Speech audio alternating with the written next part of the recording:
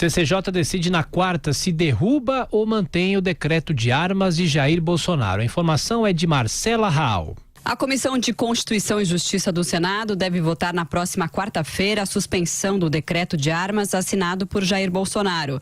O relatório do senador Marcos Duval, do Cidadania, pede que o decreto editado pelo presidente seja mantido.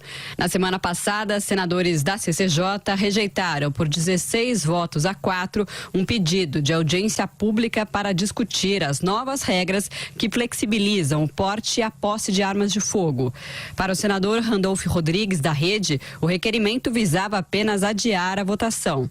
Nós derrotaremos o relatório do senador Marcos Duval, aprovando o decreto legislativo por nós apresentado, que susta o decreto presidencial, que determina uma espécie de liberou geral da posse, do porte e da comercialização de armas de fogo no Brasil. Depois de passar pela CCJ, o relatório que for aprovado irá ao plenário do Senado. O líder do PSL na casa, Major Olímpio, pede a mobilização da sociedade para o decreto presidencial não ser derrubado. Vamos fazer toda a força do mundo, mas nesse momento, na minha visão, se a população brasileira não disser e exigir dos senadores e deputados que o decreto é pertinente e deve vigorar, ele será derrotado no Congresso. O governo Jair Bolsonaro recuou no último dia 22 e editou um novo decreto sobre as regras para posse e porte de arma de fogo no país. Entre as alterações anunciadas estão o veto ao porte de fuzis e espingardas para cidadãos comuns. Também foi definida no decreto uma nova regra para a prática de tiro por menores de idade. Por outro lado, a facilitação do porte de armas para categorias profissionais como caminhoneiro, advogado e profissional de imprensa de cobertura policial foi mantida. A mudança já está em vigor. Vera Magalhães. Pois é, você veja aí, né, a fala do Major Olímpio. Ele fala que a população deveria ir para a rua ou manifestar a sua contrariedade com a possibilidade de o Congresso derrubar um decreto do presidente da República.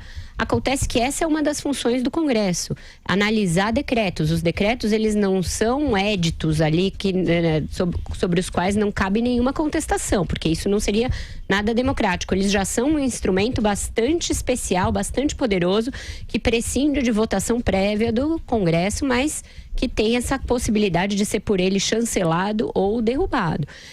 Há várias inconstitucionalidades nesse decreto. O próprio ministro Onyx Lorenzoni disse aqui no Jornal da Manhã, eu não me canso de lembrar disso, porque isso é um dado, é um fato. Ele disse que não se poderia fazer por decreto flexibilização do porte, quando da edição do outro decreto da compra de armas. Ele falou, o porte a gente sabe que tem de fazer por projeto de lei.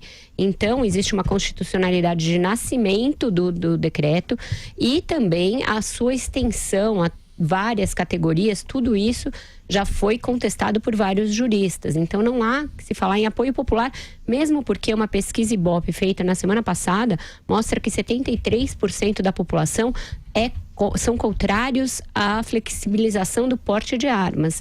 Então a gente está enveredando por um caminho perigoso quando propõe um plebiscito permanente sobre todas as questões. O Major Olímpio é um senador, deveria saber que está entre as atribuições dele e dos seus pares julgar, decidir sobre decretos do presidente da República. Josias de Souza, o que te parece essa decisão ou possível decisão nessa semana? Essa manifestação do Major Olímpio, ela é um sintoma do que está acontecendo. Ele tenta incitar os partidários de Jair Bolsonaro a irem às redes sociais para pressionar os parlamentares para evitar a queda do decreto. Essa queda é iminente, se não na totalidade, pelo menos parcialmente, o decreto de Bolsonaro será sim revisto. Essa é a tendência que se verifica no Congresso Nacional. Havia uma preocupação sobretudo dos deputados, não dos senadores, de aguardar uma manifestação do Judiciário. uma vez que esse decreto foi questionado também no Supremo Tribunal Federal. Mas o Supremo demora a decidir e o Congresso aparentemente vai se antecipar ao Judiciário. A Vera tem toda a razão, isso é uma atribuição legítima, absolutamente legítima do Congresso Nacional. O presidente da República não é um imperador que possa editar decretos ao seu bel prazer, sem passar pelo crivo do Congresso. O Congresso exerce a sua atividade ao examinar o decreto do presidente e, para falar francamente, o presidente perde muito tempo com essas questões laterais, quando o essencial não é isso, ele sabe disso. Então, ele está rendendo homenagens aos seus eleitores, faz isso de maneira inconstitucional, porque isso não poderia ser feito pela via do decreto, e vai sofrer a reprimenda do Congresso Nacional. Não sei se ele está se importando com isso, porque a sinalização que ele queria passar para o seu eleitor, ele já passou. Evidentemente, ele gostaria que o seu decreto ficasse, mas ele sabe que ele corria esse risco.